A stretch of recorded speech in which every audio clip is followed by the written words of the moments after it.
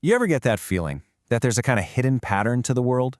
An elegant logic just humming away beneath the surface? Well, for thousands of years, ancient Chinese philosophy has offered a key to understanding this very pattern.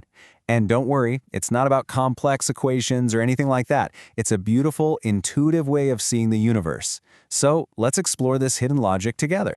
I mean, we see opposites everywhere, right? Day and night, hot and cold, up and down. It's so easy to just think of the world as this series of simple contrasts. But what if those opposites aren't really in conflict at all? What if they're actually two parts of a single, unified whole, constantly moving, constantly in flux? The answer to that question lies in one of the most powerful and honestly beautiful concepts in Eastern thought, the dance of yin and yang. And this goes so much deeper than just good versus evil. We're talking about a fascinating idea about the fundamental nature of reality itself. Okay, so the key thing to get here is that it's all about connection, not just opposition. The best way to picture yin and yang is like two sides of the very same coin.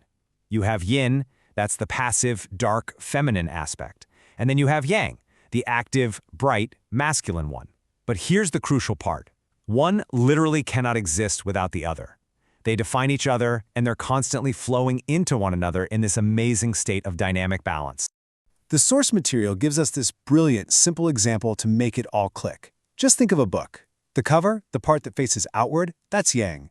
The back of the book, that's yin. The outside of a page is yang, the inside is yin. See? It's not about one being better or more important. They're totally relative, and they both depend on each other to even be a book in the first place. This powerful idea is captured perfectly in this ancient quote from the philosopher Lao Tzu. What it's saying is that everything in existence has both of these aspects. Nothing, absolutely nothing, is purely yin or purely yang. Instead, everything contains the seed of its opposite. It's carrying one while embracing the other in this perfect, harmonious balance. It's just so elegant. So, yin and yang give us this incredible lens for seeing duality. But let's be real. The world is filled with so much more variety and complexity than just two sides, right? Well, the ancient thinkers thought so too, and they built on this idea with an even more intricate and fascinating system. And that brings us to the 5 elements, or wuxing. You know, a better translation than elements is probably 5 phases, or even 5 movements, because they're not static things. They're 5 fundamental processes that describe the endless cycles of change. All the world's incredible diversity, the seasons, colors, our emotions, even how our bodies work, was seen as this beautiful interplay between these 5 phases. All right, so this diagram right here, this is the heart of the whole idea. Don't worry about the text just yet. Just focus on that diagram in the middle. The real wisdom here isn't in the elements themselves, but in the relationships. You see those 5 symbols for the elements and all the lines connecting them? The solid lines show one kind of relationship, and the dotted lines show another. These are the 2 fundamental cycles that govern everything. Let's break them down. First up, we've got the cycle of creation, or Shangsheng. This is the nurturing cycle, the productive one. Think of it like a flow of generative energy, kind of like a mother nurturing a child or how things grow. Each phase naturally and harmoniously gives rise to the next one in the sequence. And the logic behind it is so natural, you can just see it in the world around you. Wood, of course, provides the fuel for fire. The ashes left behind by the fire become earth. Deep inside the earth, you find metal ores. Metal, when it's cool, can attract condensation, so it carries water. And of course, water nourishes wood, bringing the whole cycle right back to the beginning. It's a perfect, self-sustaining loop. But hang on, what happens if one element gets a little too powerful? What stops the whole thing from going out of whack? Well, that's where the second cycle comes in, the cycle of control, or shangke.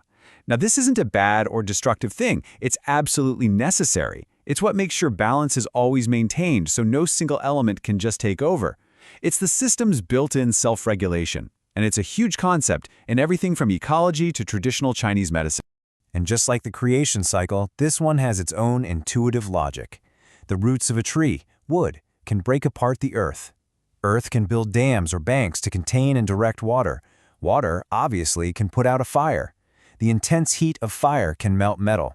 And a metal axe, well, it can chop down wood. So each element keeps another one in check, creating this incredibly stable, self-regulating system. And you really can't have one cycle without the other. Think about it. Creation without any control just leads to chaos, like a wildfire raging unchecked. But control without creation, that just leads to stagnation, where nothing ever grows or changes. The health of any system, whether we're talking about an ecosystem, a society, or even our own bodies, depends on this dynamic balance, this constant dance between generating and controlling. So what do you get when you put it all together?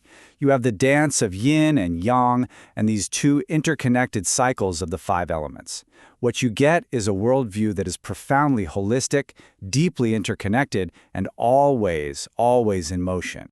And really, that's the ultimate takeaway here. This ancient philosophy teaches us that the world isn't just a collection of separate, disconnected things. It's a single, living system. It's a continuous flow of energy that's always transforming, always balancing itself, and always renewing itself through these beautiful, logical cycles. It's just a powerful way to appreciate the deep harmony that's built right into nature. So, I'll leave you with a question to chew on.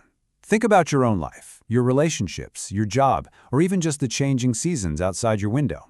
Where can you spot this ancient dance of creation and control playing out?